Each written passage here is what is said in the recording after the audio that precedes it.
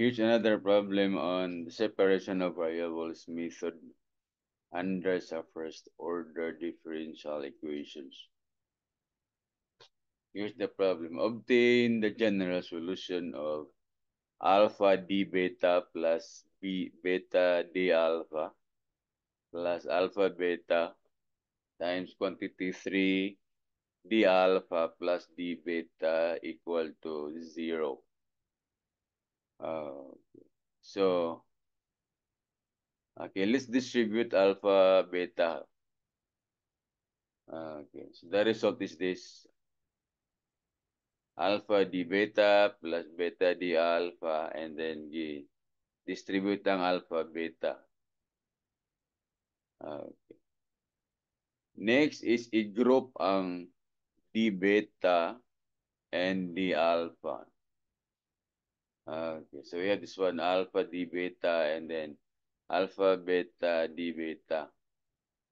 And then nag-group sa d alpha. And then i-combine, no? Okay, so factor out d beta, we have alpha plus alpha beta, and then factor out d alpha and beta plus 3 alpha beta. So sa first term, i-factor out ang alpha. And for the second term, i-factor out ang beta. We have this one. So we can now separate the variables. So sa first term, let's remove alpha.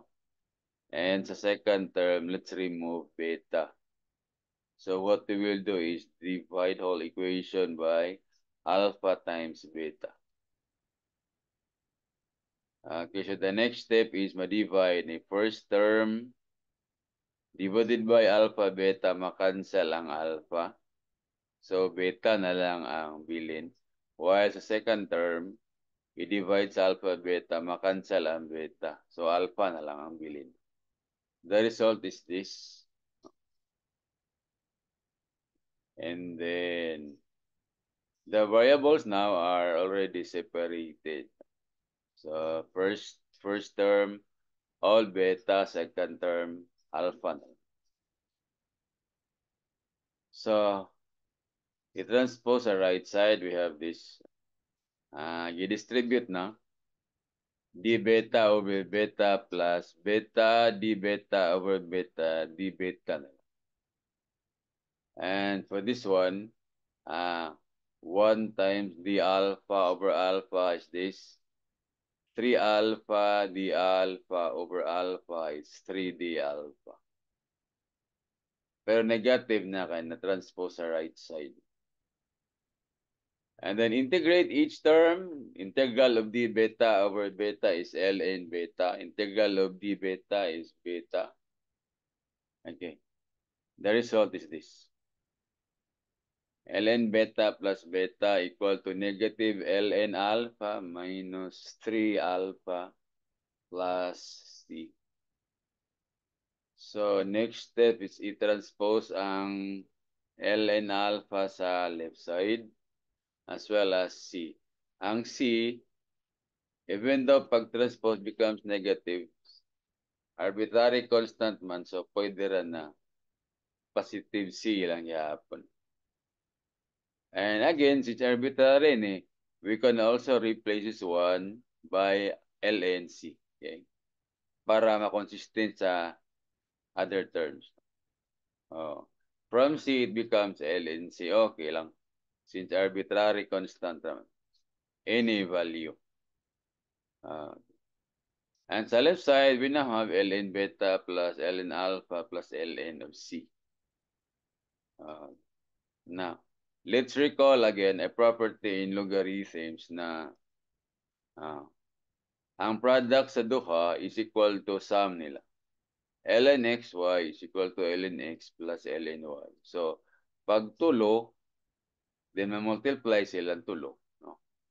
ln x plus ln y plus ln z equal to ln of x, y, z. So, for this one, this becomes ln of beta alpha c or maguna ang constant ln of c beta alpha. Or C alpha beta using this property. And ang next step ani is i-raise siya to E day, exponential. Okay. E raised to ln of C alpha beta equal to E raised to negative 3 alpha minus beta. And there's also a property in logarithms na E raised to ln of something is equal to function mismo. So, E raised to ln x is simply equal to x. So, ang value ni ln E raised to ln of C alpha beta is simply C alpha beta. Uh, this is the final answer. The general solution. C alpha beta is equal to E raised to negative 3 alpha minus beta. Okay, so I hope that you have learned something from this video. Thank you for watching.